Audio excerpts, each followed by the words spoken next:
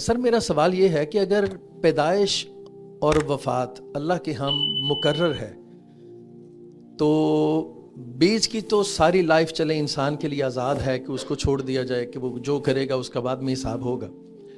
اگر موت بھی یقیناً ہے اور اللہ کے ہاں اس کی ریزن بھی یقیناً فکسڈ ہوگی کہ اس شخص نے کیسے مرنا ہے، تو اس صورت میں جو شخص قتل ہو جاتا ہے تو یقیناً پھر اس کا قاتل بھی تو کوئی اللہ تعالیٰ نے لکھا ہوگا.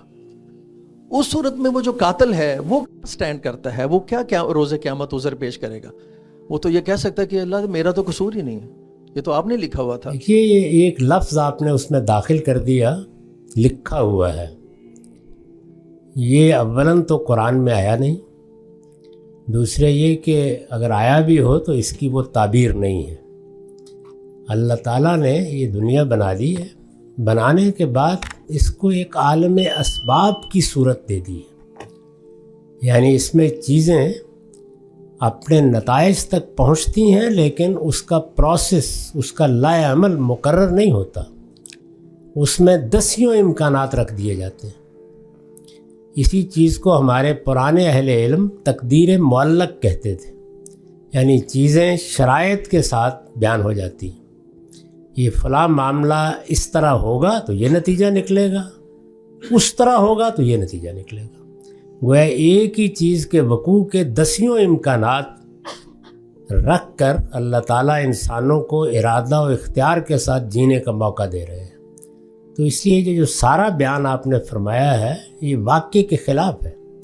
اس عالم اسباب میں اللہ تعالیٰ نے ارادہ دیا ہے، اختیار دیا ہے اور انسان کو دیا ہے. اس کے ساتھ اس کو مہلت عمل دی ہے، اور اس مہلت عمل میں جو اہداف یا ٹارگٹس مقرر کیے ہیں، موت بھی ایک ہدف ہے جس تک ہم آگے بڑھ رہے ہیں. اس کے لیے دسیوں امکانات رکھتی ہے. ان میں سے کوئی امکان روبہ عمل ہو جائے گا، وہ کوئی امکان دسیوں امکانات میں سے ایک دو ہوں گے، لیکن اللہ اس کا علم رکھتا ہے. تو یہ بس دو باتیں الگ الگ ہیں بالکل. امکانات کی دنیا متعین اور محدود نہیں ہے، اور اللہ کا علم کبھی غلط نہیں ہو سکتا. دونوں کو بیک وقت اس طرح مانا جاتا ہے. یہ جس طرح ہم آپ انسان زمان و مکان میں رہنے والے لکھا ہوا سمجھتے ہیں، یہ اس طرح نہیں ہے.